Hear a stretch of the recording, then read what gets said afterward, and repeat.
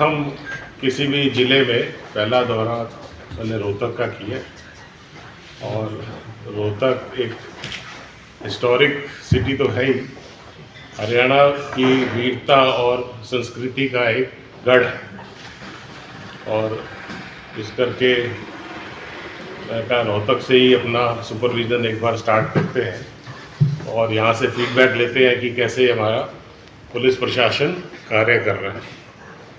तो मैंने आके अभी सुबह मीटिंग्स करी हैं अपनी फोर्स के साथ और उनका मैंने असेसमेंट लिया है और उनकी जो हमसे अपेक्षा है विभाग से और हमें जो उनसे अपेक्षा है उसके बारे में हमने चर्चा की है।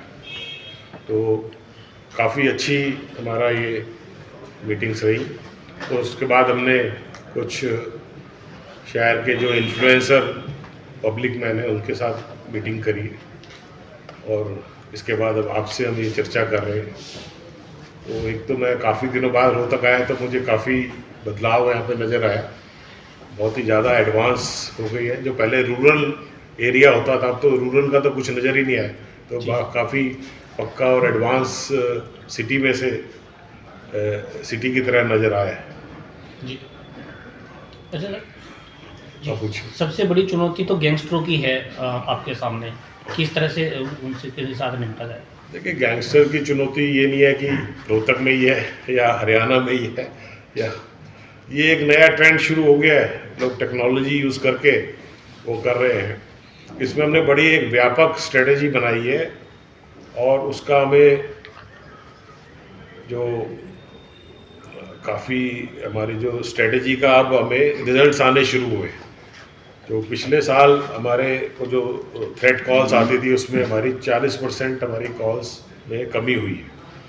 हमने कम से कम 25 जो हमारे गैंगस्टर बाहर भागे हुए थे उनको डिपोर्ट कराया है और अभी कुछ एक जो और बाहर हैं उनके प्रति हमारी जो लीगल कार्रवाई है वो जारी है।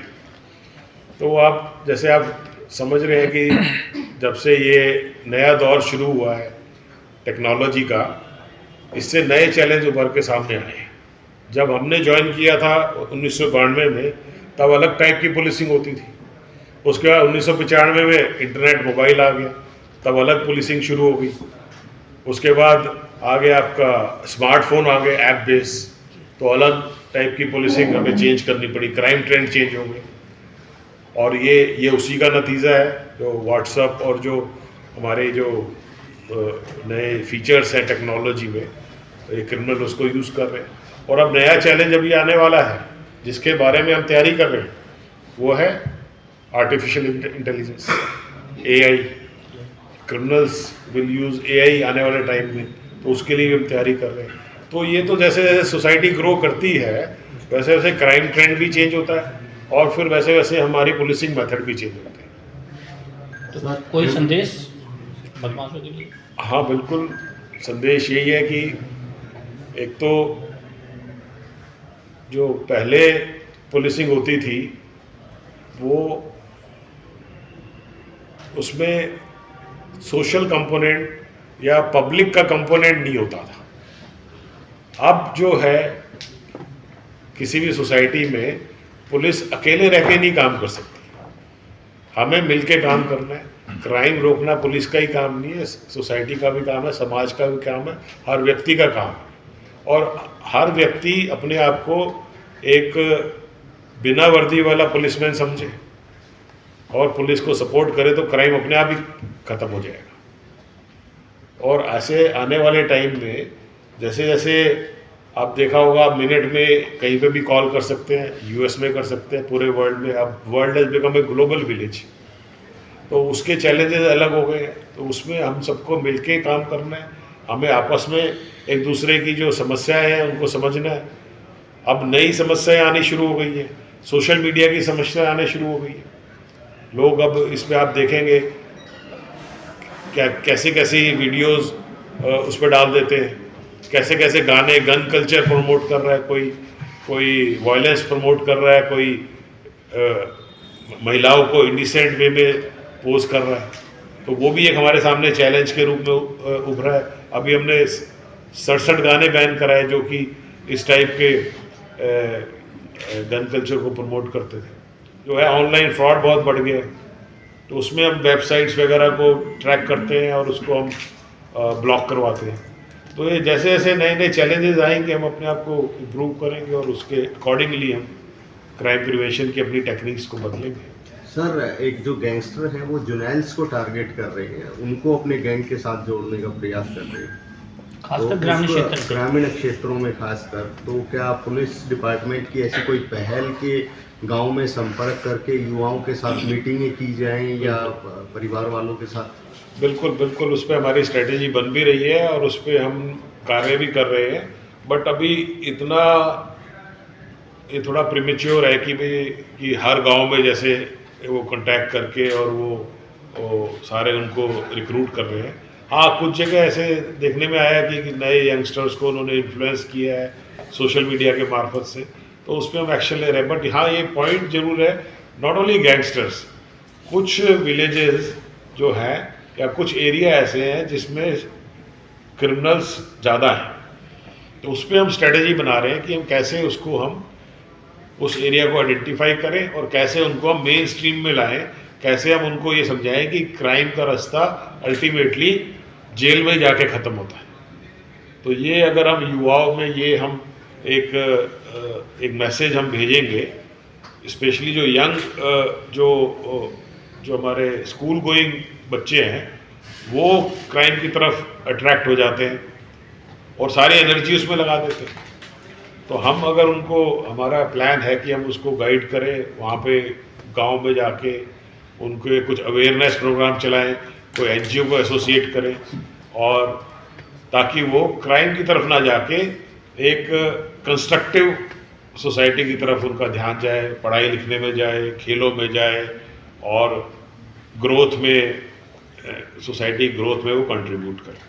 पुलिस वेलफेयर के लिए भी कुछ स्पेशल है सर, क्योंकि काफ़ी हेक्टिक होती है लाइफ सुबह से शाम तक सड़क पे या ड्यूटी के टाइम? बिल्कुल, पुलिस वेलफेयर के लिए हम बहुत ही जागरूक हैं, बल्कि हम सारे वहीं पे ये सोचते रहते हैं कि पुलिस का सबसे पहले कैसे हम अपने पुलिसमैन को कैसे हम एक कंफर्टेबल करें कि वो इतने मुश्किल ड्यूटी को अपने निभा सके। तो उसके लिए हमने कई योजनाएं भी तैयार करी और उनके परिवार के लिए हमने बच्चों के लिए स्कूल्स खोले, हमने एक्स ग्रेशिया शुरू किया, इंश्योरेंस शुरू किया और भी सारी फैसिलिटीज़, हमने मेडिकल हेल्प शुरू करी। अभी हमने और कुछ स्कीम सोची है जो कि बेटी की शादी के लिए, स्टूडेंट अगर कोई हॉस्टल में जाता है उसको गिफ्ट देने के लिए, और हाउसिंग की भी हम देख रहे हैं अगर वो हो पाया कि हम कोई इस टाइप की स्कीम लेके आए कि पुलिस मैन को जो भर्ती होता है तो उसको कोई ईएमआई पे हम उनको कोई फ्लैट या कोई घर बनवाने में मदद कर सकें। और इस टाइप की स्कीम चलती रहती है, हम आगे इसको हम इम्प्लीमेंट करेंगे। लेकिन सर, जिस तरह से पुलिसकर्मी सुसाइड कर रहे थे पिछले दिनों, काफ़ी जो है देखने को मिले ऐसे केस, स्ट्रेस कम करने के लिए कुछ ऐसा ड्यूटी ज़्यादा है या फिर काम ज़्यादा लिया जा रहा है या फिर शोषण किया जा रहा है, कुछ इस तरह के भी जो है सवाल उठते नज़र आ रहे थे पहले? ये तो एक थोड़ा सा एग्जैगरेटेड स्टेटमेंट जो है कि पुलिसकर्मी सुसाइड कर रहे थे, वो एक बहुत ही दुखद घटना हुई जो यहाँ पे हुई और उसके लिए हम सब बहुत ही चिंतित और परेशान भी हैं। हमारे परिवार के सदस्य जो 2 सदस्य थे उन्होंने किन हालातों में को करी, बट 34 साल में ऐसा कभी नहीं हुआ। और जो भी गलतफहमियां रही वो भी हमने आपस में भी बैठ के इन हाउस डिस्कस की है कि जब हमने वर्दी पहन ली तो हमारी कोई जाति नहीं है, हम सब एक ही जाति के हैं, वो है पुलिस। और यहाँ पे कभी भी हरियाणा में ये भेदभाव नहीं रहा, रेशियल डिस्क्रिमिनेशन नहीं रहा, कम्युनल डिस्क्रिमिनेशन नहीं रहा। हम सब इकट्ठे बैठ के खाना खाते हैं एक ही टेबल पे, एक ही जगह। ये आज तक नहीं और आगे भी नहीं होगा। तो इसलिए इसको एग्जैगरेट ना करके हम इसको जो भी इसको सॉल्व करें। जो एक दुखद घटना हो गई है उसको हम भूलने का प्रयास करें और कोशिश करें आगे ये कभी ना हो। ठीक है सर। सूखे नशे को लेकर के भी कुछ नारकोटिक्स का तो पूरा ट्रेंड ये बहुत ज़्यादा बढ़ गया है और इसके लिए भी हम बहुत पूरी तरीके से सजग है, जागरूक हैं और इस पे हम हमारी जो है केंद्र सरकार से मॉनिटर हो रहा है। आप मानेंगे नहीं, बिल्कुल हाईएस्ट लेवल से वो मॉनिटर करते हैं पूरी हमारी स्ट्रेटेजी कैसे हमने उसमें कार्य करना है और हमने पूरा का पूरा एक एक्शन प्लान हमने बनाया हुआ है और उसके तहत ही हम काम कर रहे हैं और जल्दी ही हम इसमें बहुत ही काबू भी पा लेंगे और अंकुश लगाएंगे। नेटवर्क नहीं टूट पा रहा है इसका? हाँ, नेटवर्क भी ऐसी बात नहीं है टूट नहीं पा रहा, बट इतना ज़्यादा ये वाइड स्प्रेड हो गया है और इसमें कुछ इतने सारे फैक्टर इन्वॉल्व है, फॉरेन एजेंसी भी इन्वॉल्व है, अब आजकल पंजाब से काफ़ी कई सारे फैक्टर्स हैं, वो मैं यहाँ पे डिस्कस करूँगा बहुत लंबा हो जाएगा, बट उस पर कार्य चल रहा है और नेटवर्क टूटता है फिर दूसरा नेटवर्क आ जाता है, इसमें कई सारे फैक्टर्स हैं इसमें। लेकिन सर चुनौती तो सबसे ज़्यादा पुलिस के सामने है ही, क्योंकि स्कूल कॉलेज तक पहुंच चुका है ना सर। बिल्कुल उसकी चुनौती है और उस पर हम पूरी तरीके से हम उसके अवेयर हैं और उसके लिए हमने क्या क्या करना है। स्कूल कॉलेज में भी हम उनकी अवेयरनेस के लिए उनको गाइड करने के लिए हमने प्रोग्राम्स कर रहे हैं और जहाँ तक कि उनको प्रिवेंटिव पार्ट है, डिटेक्टिव पार्ट में जैसे आप बता रहे हैं कि भाई नेटवर्क है, इसमें हम जब भी कोई ऐसा केस होता है पूरी इसकी इन्वेस्टिगेशन करते हैं, तो ये दोनों के दोनों कार्य है साथ साथ हमारे चल रहे हैं और इसको आगे हम और जोर शोर से भी चलाएंगे। ठीक है सर, थैंक आज यू। जैसे रोहतक में इन्फ्लुएंसर से भी मिले हो तो किस तरह की प्रतिक्रियाएं मिली आपको, क्या कुछ अच्छा रहा? मैंने यही जैसे आपने ये कंसर्न आप शो कर रहे हैं तो यही एक आइडिया था कि हम एक पब्लिक के जो रिप्रेजेंटेटिव है उनसे मिलके हम ये समझे कि भाई उनकी क्या डिमांड है, क्या वो चाहते हैं और क्या एक्सपेक्टेशन है, तो उसी से हमने उनसे अभी कुछ देर बातचीत करी, उसका बड़ा ही पॉजिटिव इफेक्ट आया और वो भी सेटिस्फाइड है और हमें जो फीडबैक मिला है हम उस पर भी कार्य करेंगे। और सबसे ज्यादा थ्रेट उन्हीं को मिली है गैंगस्टरों की? नहीं ठीक है, थ्रेट देखो ऐसा है, वो आज की डेट में ये कहना कि रोहतक में मिली है ऐसा नहीं है, सब जगह ये एक मिसयूज़ ऑफ टेक्नोलॉजी हो रही है और उसमें कई फैक्टर्स हैं जिसमें हमें दिक्कत हो रही है, लेकिन हम उस पर बहुत ही एग्रेसिवली काम कर रहे हैं। अगर हमने जो कुछ स्ट्रेटेजी बनाई है उसमें सक्सेस मिली तो हम इसको जड़ से ही खत्म करते हैं, ठीक है, लेकिन अब वो उसमें कुछ टेक्निकल इनपुट चाहिए, कई चीज़ें चाहिए, अभी थोड़ा सा जल्दी होगा, बट हम पूरा हमारा जो जोर है, पूरी हमारी क्षमता है, हमने इस पे लगा रखा है। सर एक आखिरी सवाल, पिछले दिनों में पहले जब होता था पुलिस के जवान अच्छा काम करते थे, क्राइम यूनिट अच्छा काम करती थी तो उनको आउट ऑफ टर्म प्रमोशन दिया जाता था, लेकिन पिछले दिनों में ये देखने को नहीं मिला, क्योंकि पुलिस कर्मचारी तब जाते तो गोलियां वो भी खाते, उनको भी गोलियां लगती, लेकिन पिछले दिनों में ये देखने को नहीं मिला। अब वो पॉलिसी हमारे अंडर कंसिडरेशन है, हम कर रहे हैं। आपके राज्य की खबरें, आपके शहर की खबरें सबसे पहले जानने के लिए देखते रहें अमर उजाला। चैनल को सब्सक्राइब जरूर कर लें और पाएं हर अपडेट।